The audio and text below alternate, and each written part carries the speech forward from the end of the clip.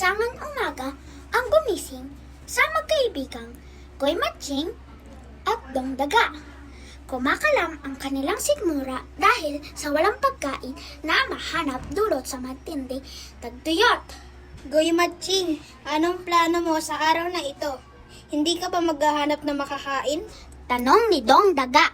Napakainit ng daga para maghanap ng pagkain. Dito muna ako sa puno at maghintay na lang na mamunga ito.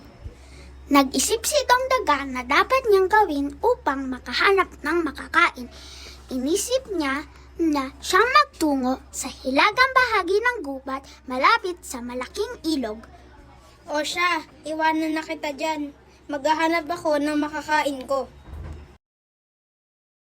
Nagsimula na maglakad si Dong Daga patungo sa hilagang parte ng gubat nang meron siyang narinig na munting iyak mula sa kabilang dako ng daanan. Ito ay huminto upang hanapin ang pinaggagalingan ng munting iyak. Nagulat siya na makita niya ang isang uod na nakaipit sa dalawang malaking bato. Daga, tulungan mo naman ako makaalis dito. Iyak ng uod. Anong nangyari sa iyo? At naipit ka dyan? Tanong ni Dong Daga at agad naman niya tong tinulungan maalis sa malaking bato nang nakadagan dito. Ako pala si Pepang Uod. Maraming salamat sa iyong pagtulong sa akin. Balang araw ako rin ay makakatulong sa iyo. Wika ni Pepong Uod. Mag-iingat ka na sa susunod. Para hindi ka na maipit ulit. Ako ay tutuloy na sa paglalakad. Paalam. Pakanta-kantang nagpapatuloy sa paglalakad si Dong Daga. La la la la la. Nang siya ay biglang napatid sa isang mahabang lubid. Aray! Reklamo ni Dong Daga. Daga! Maaari bang iyong mahila ang lubid nang ako'y makawala dito sa bitag? Pagsusumamo ni Connie Conejo. Dali-dali naman hinila ni Dong Daga ang lubid at agad naman nakawala si Connie Conejo at tumalon ng mataas. Ako nga para si Dong Daga. Palagi kang mag-ingat sa kagubatan sa iyong pagtalon. Paalala niya rito. Maraming salamat. Ako naman si Conejo. Di ko malilimutan ang iyong kapaitan sa pagtulong sa akin, Dong Daga. Muli ay nagpatuloy si Dong Daga sa paglakad. Nasa mainit na parte ng kagubatan ang nilalakaran ni Dong Daga. Halos walang puno na ang maisislungan nang nakarinig siyang nag-aaway na uwak. Ako mauuna uminom. Hindi, ako muna. Dapat ako mauna dahil ako yung mas matanda.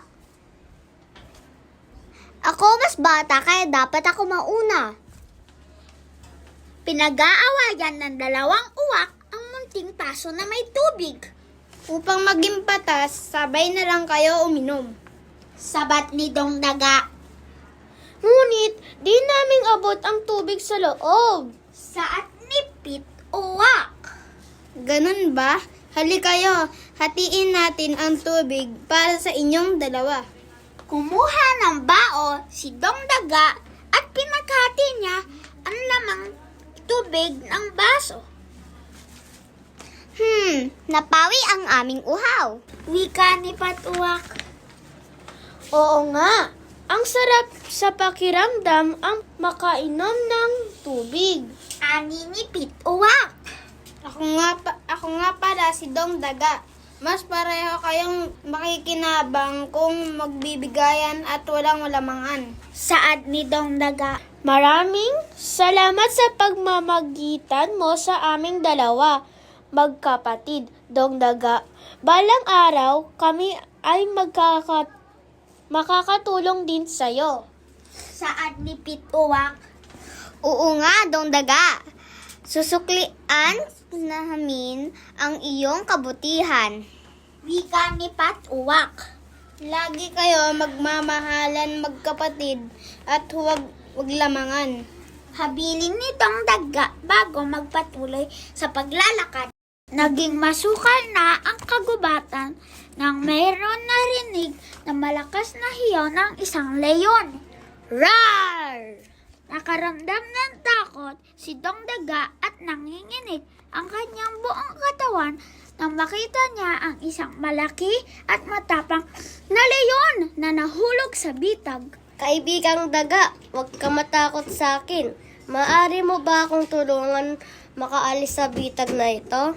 Pagsamo ng leyon na nanginginig na lumipat ang takot na si Dongdaga. Kaya kong tanggalin itong bitag sa'yo. Basta ipangako mo na hindi mo ko kakainin. Takot na saad ni Dongdaga. Pangako iyan, kaibigang daga. Pangako ng leyon. Sinimulang ngat-ngatin ni Dongdaga ang bawat parte ng lubid hanggang ito'y magkalaskas. Umungol ng mapalakas ang leyon sa sobrang saya at makawala siya sa bitag. Rar! Nanlaki ang mata ni Dongdaga sa laki ng leyon. Huwag ka matakot, kaibigang daga. Ako si Lelong Leon. Pakikilala ng leyon. Ako naman si Dongdaga. Sana hindi ka na mahulog sa iba pang bitag dito sa kagubatan. Paalala ni Dongdaga. Maraming salamat, Dongdaga.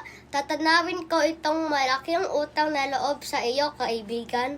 Asahan mo ako sa panahon na kailangan mo ng tulong. Pangako ni Lelong Leyon. Nagpatuloy sa paglakad si Dongdaga at sa wakas, narating niya ang hilagang bahagi ng gubat. Namangha siya sa daming iba't ibang uri ng prutas sa paligid. Nagtampisaw siya sa ilog at uminom na maraming tubig. Pinuno niya ang kanyang sidsilan ng mga prutas upang maging pagkain sa susunod pa na mga araw. Masayang masaya si Dongdaga na lumakad pa uwi upang masabi kay Goy Matching ang magandang balita nang may biglang kumakaluskos sa damuhan at makita ng isang lobo. Kumaripas ito ng takbo. Kakainin kita, munting daga. Ikaw ay masarap na panangalian. Banta ni Lobo. Saklolo, may lobo. Hingal na sigaw ni Dongdaga. Nabitawan ni Dongdaga lahat ng pagkain na kanyang nakuha habang tumatakbo nang biglang may malaking hayop at tumalon. Si Lelong Leyon. Rar!